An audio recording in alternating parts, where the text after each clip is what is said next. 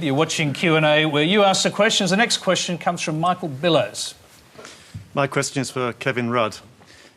In 2010, you took the decision to delay implementing an emission trading scheme, a scheme which had or appeared to have the support of the majority of the population and which contributed to your election of your government in 2007. In the light of the current acrimonious debate over a carbon price, do you regret making that decision? I think my judgment then was wrong. I know why you think that. No, it was just the reason was it's wrong. Well, you were convinced to do it, Kevin. Well, hang on. You can Leave be that to one side. I'll come to you in a minute, but let's hear the answer if you don't mind. Well, no, I don't mind. I mean, I could sort of dance around this on eggshells, but I'm not. I think that's really interesting. The judgment that I made was wrong. And what, dancing on eggshells? Or? No, telling us that what you made a real mistake. It's very rare in Australian politics for that to happen. Look, can I just interrupt here? It was widely interpreted as stepping away from a King of Thomas. You've been asked if you regret that. It proved to be a fateful decision, so why did you do it? Well, if you want to sort of pull back and go into the entrails, it may not be a pretty story. But go on.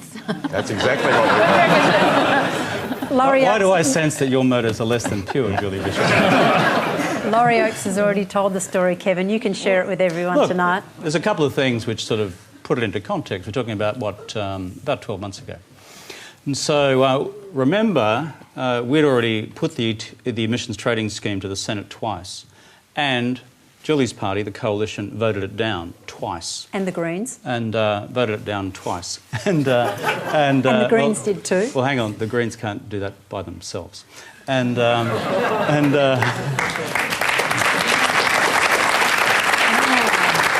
not rewrite so that's the first point. So part of the one of the factors which was alive in our mind at the time was we need a new Senate.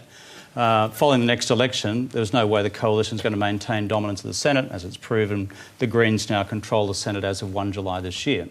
So a basis for delaying the implementation 2 years was mindful of the fact the Senate would change. But, yeah, there are other factors at play too. Well, what other factors were in play? I mean, were you driven in this direction by others? I don't think it's a secret to all assembled here that there were a diversity of views within the Labor Party at the time. And within the Cabinet? That wouldn't be stretching the truth too far. And so you had some folk who wanted to get rid of it altogether. That is, kill the ETS as a future proposition for the country. I couldn't abide that. There were others who said we should stick to the existing timetable, apart from the fact that the Senate couldn't deliver it. So I tried to find a way up the middle of all that, preserve the unity of the government. On balance, it was the wrong call, because we should have simply tried to sail straight ahead. You make mistakes in public life. That was a big one. I made it, and I'm responsible Cabinet for it. is often split on issues like this. Was this worse than that? Oh, this was pretty big. So When you say that, you mean vitriolic? it was pretty big.